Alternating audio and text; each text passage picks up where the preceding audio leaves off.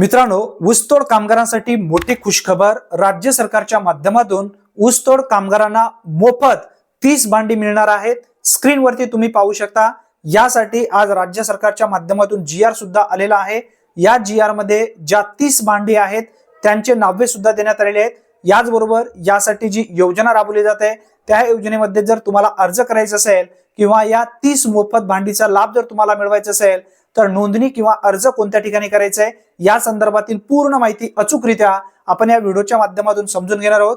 जर तुम्ही ऊसतोड कामगार असेल किंवा तुमच्या गावातील एखादा व्यक्ती ऊसतोड कामगार असेल तर त्यांच्यापर्यंत हा व्हिडिओ नक्की शेअर करा, जेणेकरून भविष्यामध्ये त्याला चांगल्या पद्धतीने लाभ या योजनेअंतर्गत ज्या काही इतर विविध योजना आहेत त्यांचा लाभ त्यांना हमखास घेता येईल. चला तर मग आपण व्यवस्थित माहिती समजून घेऊया. या व्हिडिओमध्ये मी तुम्हाला 3 GR दाखवणार आहे. याचबरोबर पहिल्या GR मध्ये कोणकोणत्या भांडी तुम्हाला मिळत आहेत, अर्ज कोणत्या ठिकाणी करायचा आहे, प्रमाणपत्र कशा पद्धतीने घ्यायचं आहे, 3 GR व्यवस्थित समजून घ्या. गोपीनाथ मुंडे ऊसतोड कामगार कल्याण महामंडळामार्फत राज्यातील ऊसतोड कामगारांना गृहोपयोगी वस्तू संच वाटप करण्यासाठी प्रशासकीय मान्यता प्रदान करण्याबाबत महाराष्ट्र शासन सामाजिक न्याय व विशेष सहाय्य विभागांतर्गत 12 फेब्रुवारी 2026 रोजी हा GR घेण्यात आलेला आहे. आता या GR मध्ये कोणकोणत्या 30 वस्तू आहेत हे सर्वप्रथम समजून घेऊया. त्यानंतर ओळखपत्र किंवा प्रमाणपत्र अर्ज कोणत्या ठिकाणी करायचंय त्या संदर्भातील माहिती व्यवस्थित समजून घेऊया. 4 ताट मिळणार आहेत. याचबरोबर 8 वाट्या, पाण्याचा ग्लास 4, पातेले झाकणासह लहान 1, पातेले झाकणासह मध्यम 1, पातेले झाकणासह मोठे 1, मोठा चमचा भात वाटपाकरिता 1, मोठा चमचा वरण भाजी वाटपाकरिता 1, पाण्याचा जग 2 लिटरचा 1, मसाला डब्बा 1, डब्बा झाकणासह 14 इंचीचा 1, डब्बा झाकणासह 16 इंचीचा 1, डब्बा झाकणासह 18 इंचीचा 1. आता त्यानंतर समजून घ्या. परात 1, पीठ मळण्यासाठी प्रेशर कुकर 5 लिटर जो काही स्टीलचा आहे तो सुद्धा 1 मिळणार आहे.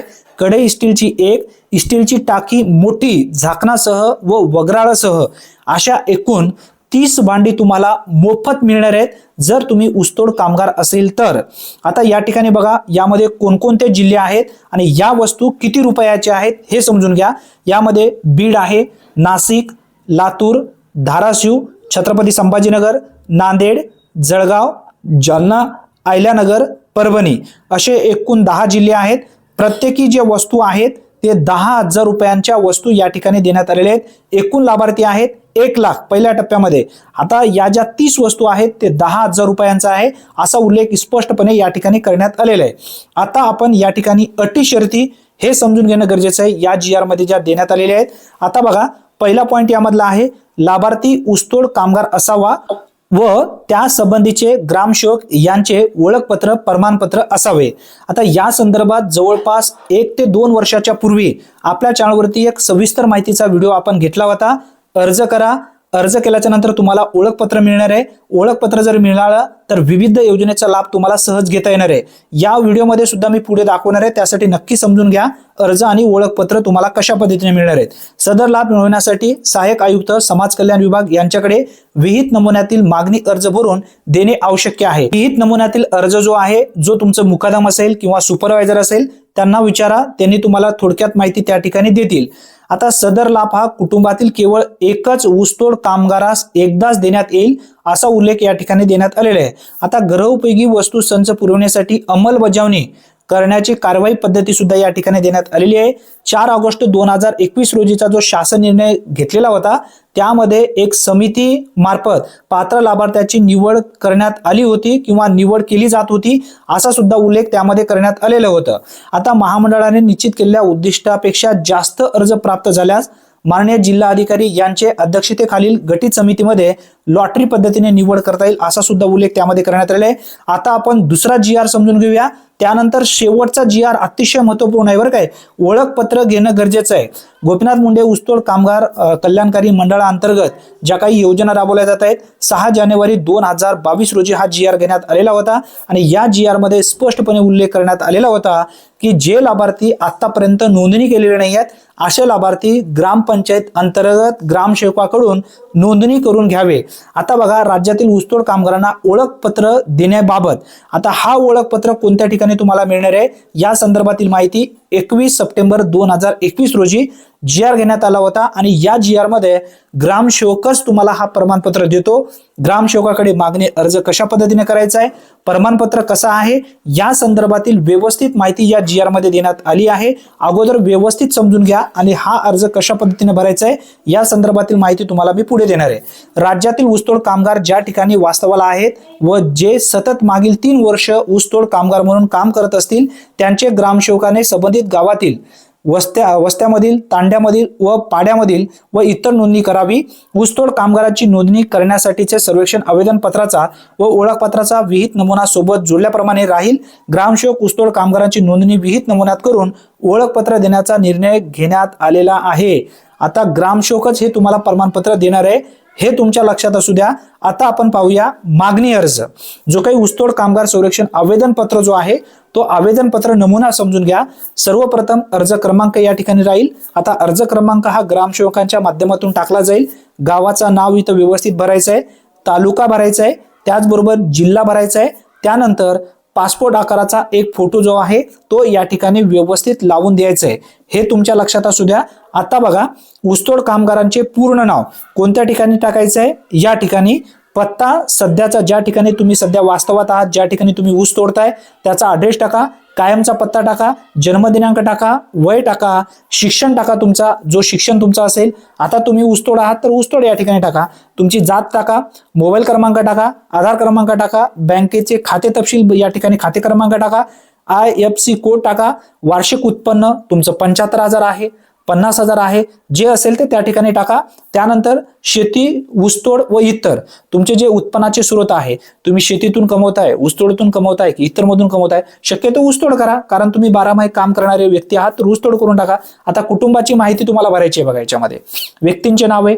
सर्वप्रथम तुमचं स्वतःचं नाव भरा, आधार क्रमांक टाका, वय टाका, त्यानंतर शिक्षण तुमचं काय झालंय ते टाका आणि ऊसतोड मजूर आहात का, हो.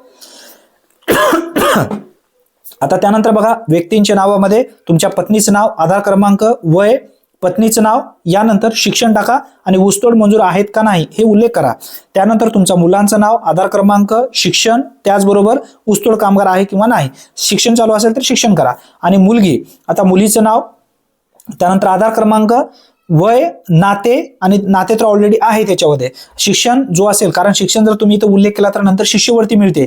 ज्या पद्धतीने बांधकाम कामगारातील योजना ज्या आहेत शिष्यवृत्ती मिळतात मुलांना, त्या पद्धतीने तर मुलांना सुद्धा शिष्यवृत्ती मिळते. आता जात प्रमाणपत्र आहे का, होय किंवा नाही, सिद्धा क्रमांक म्हणजे रेशन क्रमांक लिहायचा आहे रेशन कार्डाचा, शिधापत्रिकेचा प्रकार BPL आहे, पिवळे, केसरी, अंत्योदय, पांढरे, जे असेल ते उल्लेख करा. त्यानंतर तुमचा मुख्य व्यवसाय जो आहे तो व्यवसाय इथं उल्लेख करायचा आहे. त्यानंतर बघा, शेती आहे का, होय किंवा नाही उल्लेख करा. असल्यास किती, बागायत आहे की जिरायत आहे, कोरडवाहू आहे ते उल्लेख करा. पीक कर्ज घेतलेले आहे का, असल्यास किती घेतलाय याचा उल्लेख करा, नसेल तर सोडून टाका. किती वर्षापासून ऊसतोडीला जाता त्याचा उल्लेख करा. ऊसतोडीचा कामाचा प्रकार कोणता आहे. आता प्रकारामध्ये तुम्ही कोयत्याने ऊस तोडताय, म्हणजे कोयता म्हणजे तुम्ही इतर ट्रॅक्टर असेल किंवा ट्रक असेल त्याच्यावरती तुम्ही कोयत्याने ऊस तोडता, म्हणजे तुमची बैलगाडी नाही किंवा बगास नाही. आता कोयता असेल तर तुम्ही कोयताला उल्लेख करा, बैलगाडी असेल तर बैलगाडीला उल्लेख करा, बगास असेल तर बगासला उल्लेख करा. आता त्यानंतर बघा, मागच्या वर्षी कुठल्या कारखान्याला गेला होता त्या कारखान्याचं नाव इथं व्यवस्थित भरा. मागील 3 वर्षात ऊसतोड कामगार म्हणून कार्यरत असलेला तपशील या ठिकाणी टाकायचा आहे. आता तपशीलमध्ये काय काय माहिती भरायची आहे हे समजून घ्या, कारण 3 वर्षाचा डाटा या ठिकाणी तुम्हाला द्यायचा आहे, हे लक्षात तुमच्या असू द्या. सर्वप्रथम बघा, कंत्राटदार किंवा मुकादमांचं नाव टाकायचं आहे, कारखान्याचं नाव, पहिल्या वर्षी ज्या कारखान्याला तुम्ही गेलाय, ज्या मुकादमाच्या सोबत तुम्ही गेलाय त्याचा उल्लेख करा, कोणत्या वर्षी गेलाय तिथं वर्ष टाका, कोड तुम्हाला कारखान्याचा असेल ते टाका. त्याचबरोबर इथं त्या ठिकाणी खाली दुसऱ्या वर्षी कोणत्या कारखान्याला गेला होता, 3 ठिकाणी 3 वर्षाला, एकाच मुकादमाच्या सोबत गेला असेल तर तिथे एकच लिहा. आता घराचे प्रकार जे आहेत, आता तुमचे स्वतःचे घर, कच्चे घर आहे की पक्के घर आहे तिथं उल्लेख करा, स्वतःचे आहेत की भाडेतत्वावर आहेत त्याचा उल्लेख करा, घरासाठी जागा स्वतःची आहे किंवा नाही हे उल्लेख करा. स्वतःसाठी जागा असेल तर होय करा, नसेल तर नाही करा. त्याचबरोबर शौचालय आहे का, शौचालय असेल तर आहे करा, नसेल तर नाही करा.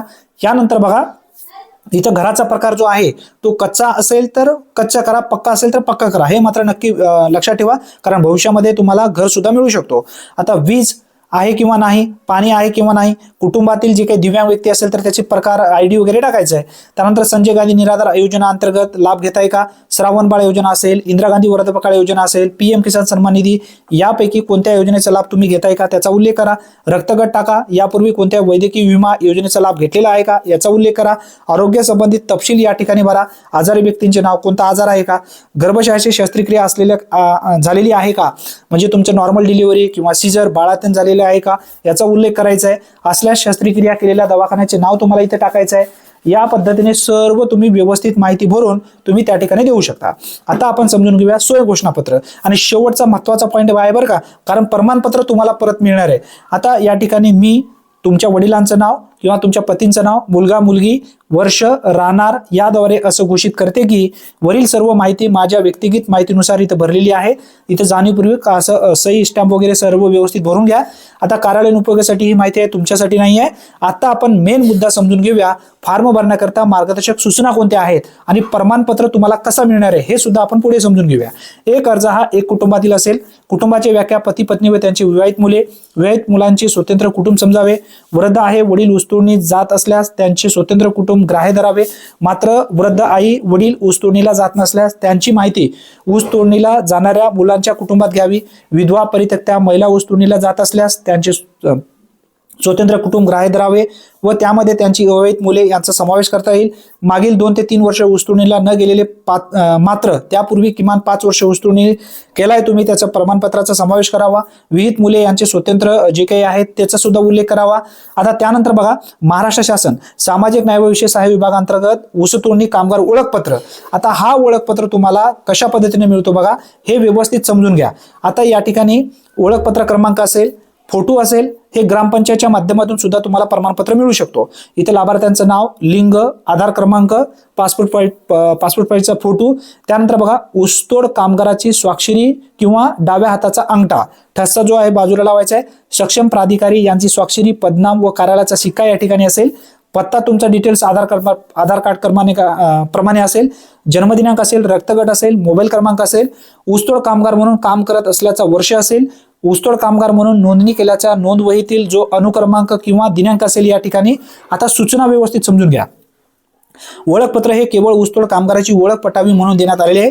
सदर ओळखपत्र हस्तांतरित करता येणार नाही किंवा त्यांचे कोणताही गैर वापर करता येणार नाही. सदर ओळखपत्र हरवल्यास सक्षम प्राधिकाऱ्याकडे लेखी स्वरूपात तक्रार दाखल करावी. सदर ओळखपत्र कोणालाही सापडल्यास वरील पत्त्यावर परत करावे. आता जर हरवलं तर हे जो प्रमाणपत्र आहे तुम्हाला परत मिळावे म्हणून या ठिकाणी पॉईंट देण्यात आले. आता अतिशय महत्त्वपूर्ण ही माहिती आहे. प्रत्येक गोर गरीब लाभार्थ्यापर्यंत हा व्हिडिओ नक्की शेअर करा, जेणेकरून त्या व्यक्तींना त्याचा परिपूर्ण लाभ घेता येईल. प्रत्येक व्हॉट्सअप ग्रुपवरती आवर्जून हा व्हिडिओ शेअर करा, कारण या ऊसतोड कामगारासाठी यापूर्वी आपल्या चॅनलवरती आपण 2 ते 3 व्हिडिओ घेतलेले होते. नोंदणी होणार आहे, विविध योजना आहेत. मग हे तुम्ही पाहून घेतलेलं नाहीये. ज्या पद्धतीने बांधकाम कामगार योजनेमधून लाभ मिळतात त्याच पद्धतीने ऊसतोड कामगारमधून लाभार्थ्यांना सुद्धा लाभ दिलं जातं. परंतु या 30 वस्तूचा लाभ नक्की घ्या. सर्वप्रथम आपण व्हिडिओमध्ये घेतलेलं आहे. चॅनलवरती जर तुम्ही पहिल्यांदाच आला असाल तर चॅनलला सबस्क्राईब करून ठेवा. टेलिग्राम ग्रुपवरती हे सर्व GR मी टाकेन, अर्ज सुद्धा टाकेन. ते इथं PDF काढा आणि व्यवस्थित अर्ज बघून इथं GR नुसार तुम्हाला इथं लाभ घेता येईल. नक्की टेलिग्राम ग्रुप जॉईन करा, त्या ठिकाणी अर्ज दिलेला आहे. परत एकदा सांगतोय, अर्जाची PDF काढा आणि व्यवस्थित भरून ग्रामपंचायतमध्ये द्या. धन्यवाद.